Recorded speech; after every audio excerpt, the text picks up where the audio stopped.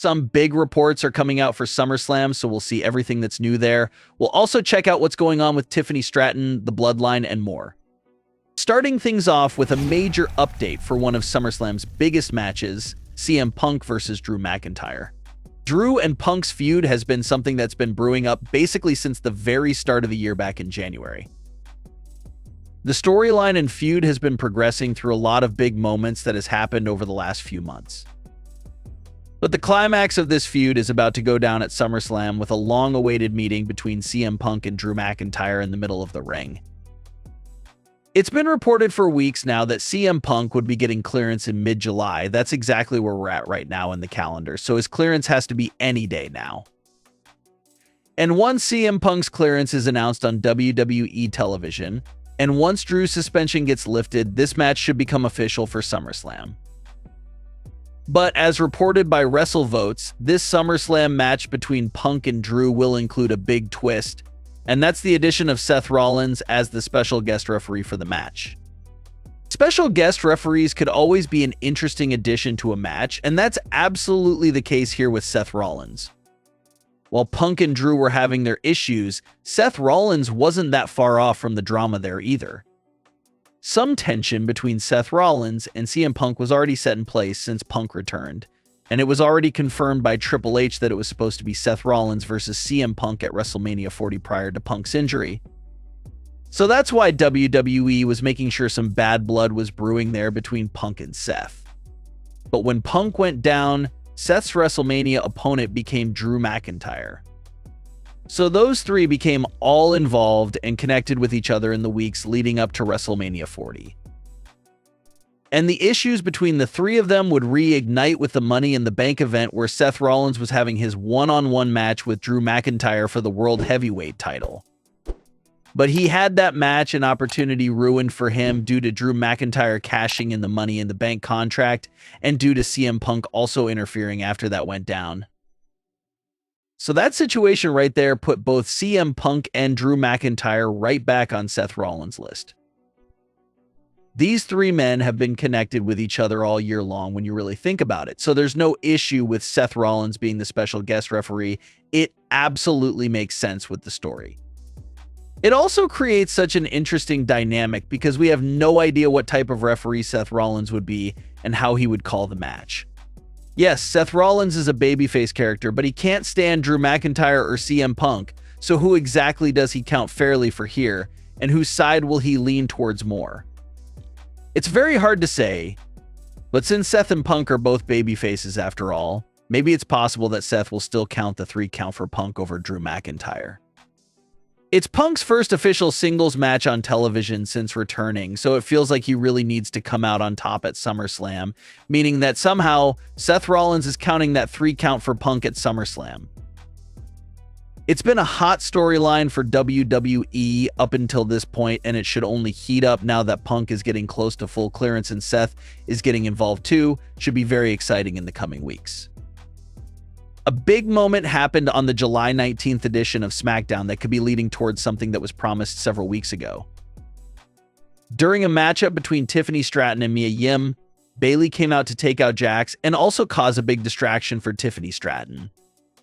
And Bayley did this by taking Tiffany's Money in the Bank briefcase and absolutely destroying it at ringside. Bayley smashed it against the commentary table. She opened it up, she stomped on it, and just absolutely destroyed it. And based on some comments from Tiffany Stratton from a few weeks ago, some fans feel like they know exactly what the purpose of Bayley destroying the case was for.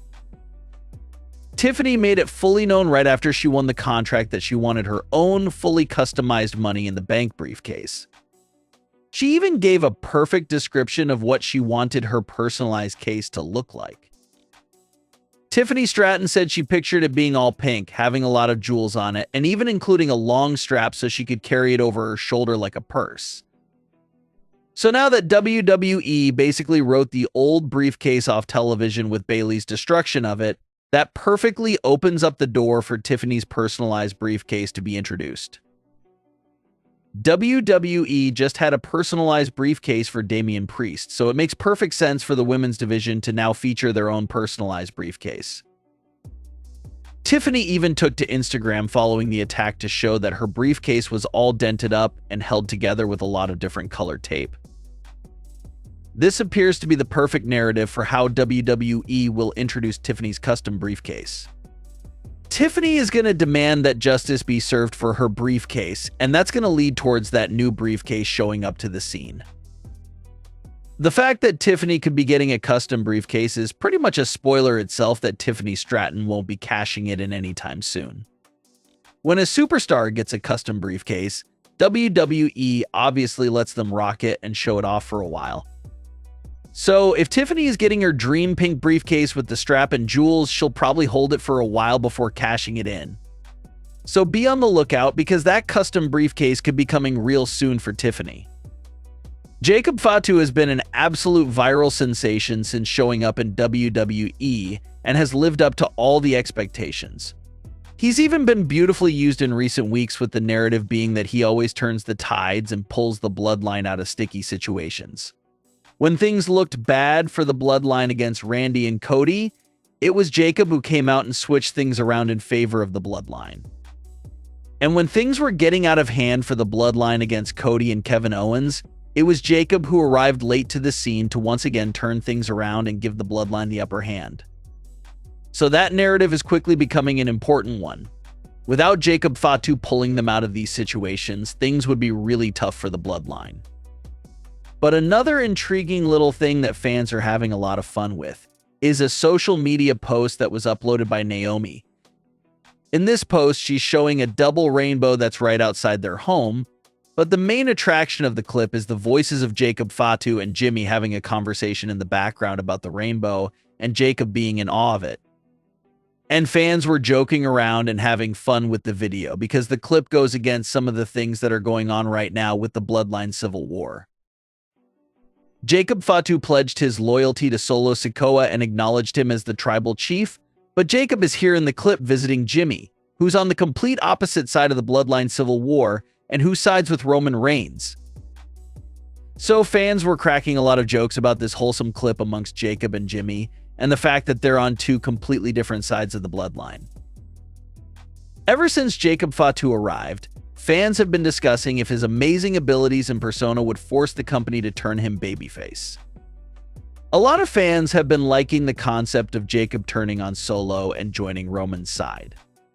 A lot of fans have been running with that theory for weeks, and now that there's a recent clip of Jacob and Jimmy spending some time together, fans want to know if Jacob really is some sort of inside man or spy for Roman Reigns' side of the Bloodline. But what are your thoughts on today's stories? Leave your comments below. Don't forget to subscribe with all notifications on, and leave a like if you enjoyed. Thanks for watching, guys.